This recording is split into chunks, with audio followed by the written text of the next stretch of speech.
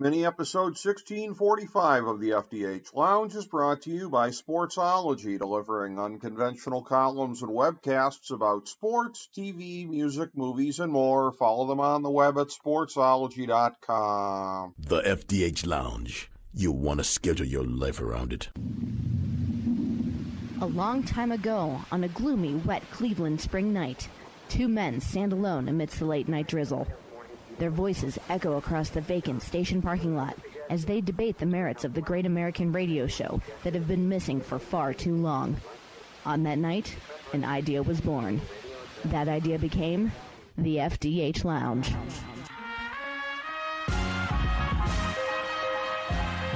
Welcome to the FDH Lounge. Hello, everyone. Welcome to the FDH Lounge. This is FDH Managing Partner Rick Morris here with my fellow original FDH Lounge dignitary, Chris Galloway. We're breaking down division by division in 2023 for the NFL this season, giving you our previews. If you want to hear our overarching thoughts for the offseason and overarching thoughts for this season, go back to the beginning of the first one we did, the AFC East, where we cover it there. The rest of these are tightly focused on each division. This one specifically, the NFC East. Our format is taken from Fantasy Football Draftology 2023, available on the main page at fantasydrafthelp.com. In that, we do have a segment called One Run-On Sentence for each team in the NFL. So the one run-on sentence that we have for the four teams in the NFC East, it goes as follows. Philadelphia.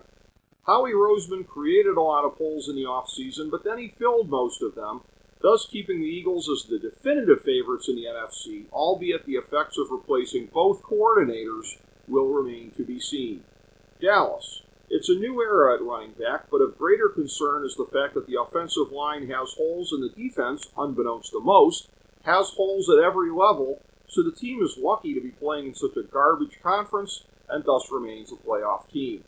New York Giants. The ultimate test of whether Brian Daboll is a true magician is whether Danny Dimes has turned the corner for real, but regardless, issues in the trenches on both sides of the ball remain, along with a few more holes. Washington. Seriously unresolved issues at quarterback exist alongside holes in the trenches and elsewhere, thus marking this team as the true dumpster fire that nobody else sees coming. So, Chris, I told you I had one where I was sticking my neck way out there, and again, the funny thing is, I wrote those words before Ron Rivera, good old Riverboat Ron, threw his offensive coordinator under the bus, Eric Bieniemy, in training camp here. So perhaps I kind of anticipated a little bit of that. But notwithstanding the whole Ron Rivera thing after the fact, I didn't actually mean that. Again, I think it gets at a little bit of what I was looking for out of that team. And again, Josh Harris, to me, if this all plays out, is going to be the luckiest man in America, because as a guy who takes over approximately 15 minutes before opening kickoff, for this team to go 3-14 and have the first pick in next year's draft potentially, like, what better situation could you come into? This season has the Dan Snyder stench all over it, not Josh Harris. So if it plays out the way that I think it's going to play out, Josh Harris is the luckiest man anywhere, because talk about getting a clean start from scratch. Yeah, I don't see the Commanders being that wretched as you do. But I mean, it's possible. I mean, look, they finished 8-1 last year and were in fourth. They were in last place. Right. I mean, so again, that's a tough. I mean, you go 500 and you're in last place. That's rough, right. Especially in the current NFL, right? I mean, 8-1 should be at least third place. Right. So the thing about the Commanders is I've got them at about 7 wins.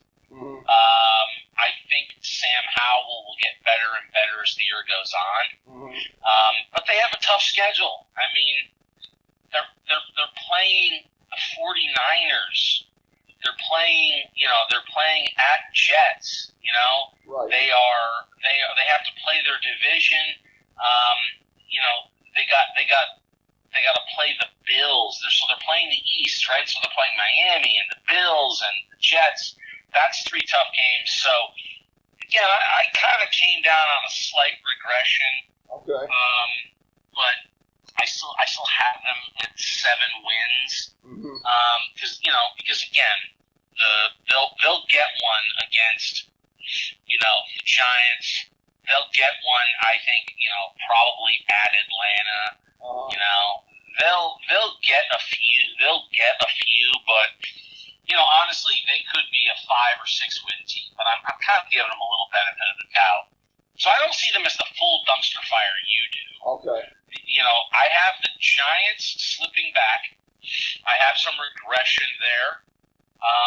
And I have them sitting there at 9-8. Okay. Probably either missing or just barely getting into the playoffs, depending on how some of the other shake out. They have a lot of holes that some way, somehow, they just it's like every coin flip of luck, they kind of won last year, right? Right. Like, Dable's a good coach. They overplayed in terms of their ability. They got lucky on a whole bunch of fronts. Saquon stayed healthy. That's a question mark. I mean, that guy could go down in a second and be out for half the season. Right. And then they're sunk. So I see them taking a little bit of a step back, being 9-8. They still have holes in too many places. Wide receiver, cores, nothing to be even, concerned about if you're defensive coordinator. Daniel Jones, again, a huge contract, but it's like, okay, Daniel Jones, the 18th best quarterback in the league, 17th best. It's like, okay, you paid him like a top 5 guy, and it's like, yeesh. Right. But of course, I would also say, what choice do they have? Well, yes. Agreed. He got him to the playoffs. He's a young guy. He flashed last year. You didn't pick up his option. So you had to do something. If you don't re-sign him, you got nothing. Right. And so, you're the Giants. I mean, what are you going to do? I mean, you pretty much had to re-sign Daniel Jones and hope that your coach and another year, and he takes a step or even a half step forward. Right. But I don't see them. Look, they won a playoff game last year. They went on the road to do it. That was a game I predicted that they would win. And lo and behold, they did. And then of course they bounced right out as I thought. But I see them regressing a little bit. The Eagles, I see winning the division. Over they'll be better than the Cowboys. The Cowboys are just, to me, are just the perennial stars everywhere, underperform, and I say that as a Cowboys fan. Right. Like, year after year, it's like, this is the year, and I'm just like, is it? God, maybe they've become Brazil. So I have the Cowboys, winning 10 games, 10-7. And just being who we thought they are, right? Like, Mike McCarthy taking over play calling. Yeah, okay. I'm not a Mike McCarthy fan. We'll see how that goes. Right. So they brought in Brandon Cooks. I think he's a little older. I don't know. I feel like they are a playoff team. They will compete. They will flash some points where you'll go, wow. And then they'll have those games where you go, what just happened? And that's just the Cowboys, man. It's been the Cowboys for nearly 30 years at this point. That's right. And so I've got them at 10-7, and then I've got, like I said, I've got the Eagles winning the division, and ultimately I have the Eagles winning the NFC again and going back to the Super Bowl, mostly because I don't see anybody else in the NFC who's ready or capable of dethroning them. Exactly. And we'll get into that with the other divisions, but as long as Jalen Hurts is healthy, and we saw against the Browns in the preseason, if Hurts goes down, they are doomed. Because Marcus Mariota was god-awful the other night. Yep. 22 dropbacks resulted in 80 yards of passing. Yep. He was bad. And so they are, that is Jalen Hurts' team. If he's on the field, they are really hard to beat. And look, as we all know, Philadelphia is, we ought to call them the Philadelphia Bulldogs. Jalen Carter looks like the real deal. He slipped because of personal issues. Yep. He was the most talented guy in the draft, and Philadelphia gets him. To add to that front, I mean, that defense is for real. That front is going to terrorize anybody. Exactly. And it's going to make it really hard for any quarterback to thrive against them. Yeah. And if Jalen Carter is as good as he looks like he is so far in the preseason, adding to that already dominant front, look out, everybody. I mean, we watched Jalen Carter on like back-to-back plays just completely dominate All-Pro Joe Bitonio. Right. Like, threw him to the ground at one point. Yeah. Like, that's a rookie taking on, and again, small sample size, Browns fans don't panic. Joel Bitonio's fine. Yeah. But when you can flash that as a rookie against a guy like that, that's when you stop that's when you like, you're the observer that, time pauses and you go, oh. Oh, like he's going to be dominant. So I've got the Eagles winning 13 games. Again, assuming Jalen Hurts is healthy, they're for real. And I have them winning the NFC East. I have them winning the NFC, and I have them going right to the Super Bowl because I don't see anyone else in the NFC who's even ready to dethrone them. Exactly. I mean, Howie Roseman isn't, but he could be out here saying, "Keep on my level!" Because the rest of the conference really just isn't. And we'll get into this subsequently here when we get to the NFC West, but a lot of people feel like the gap between them and the 49ers is really close. And, 49ers hadn't had Purdy go down. Who knows what would have happened? I'll tell you what would have happened. The same thing. Maybe not a rout, but it would have been a decisive Eagles win. The 49ers largely because of the questions at the quarterback position. And again, other questions I have about them. They're not quite on the Eagles level, and the other divisional champions out there, and you got to put it in air quotes when you talk about the NFC South, and even in the NFC North. I think there's going to be a lot of upheaval. We'll talk about that in the next segment here, but just up and down the line, process of elimination. Who's out there that can really give the Eagles a run for their money? Everybody in that conference really should be praying for, as you said, and it's a pretty vile thing to pray for, Jalen Hurts to go down, because most teams out there are just one quarterback injury away from being just like everybody else. And that's where the Eagles are, with Mariota out there. Mariota's still with a great team, but the Eagles are not a Super Bowl team if he's out there. But short of that, what's going to stop the Eagles? You and I just don't see anything. No, nothing's stopping the Eagles if Hurts is healthy and playing. Yeah. I mean, nothing. Not a thing. Yeah. Not with that defense. Yeah. Nope. Not with that defensive front and that quarterback. Not happening. Well, yeah, and again, continuing to get better here. This is going to be year 2 of A.J. Brown and Devontae Smith playing together.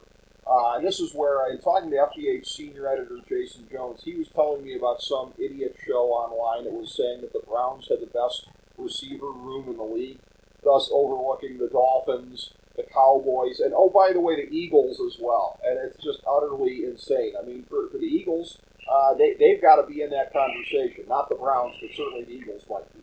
Well, that is an idiotic conversation. I mean, I'm a Browns fan. Yeah. The wide receiver core is improved. Yeah.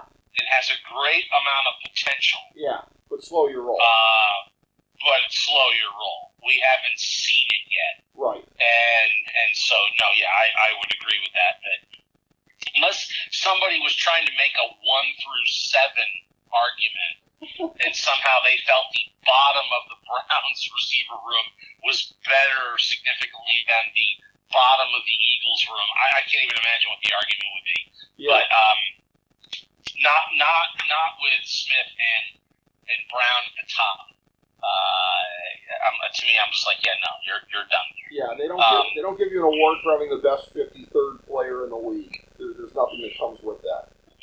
Yeah, no, it's like a guy who's gonna see 40 snaps this year. Yeah.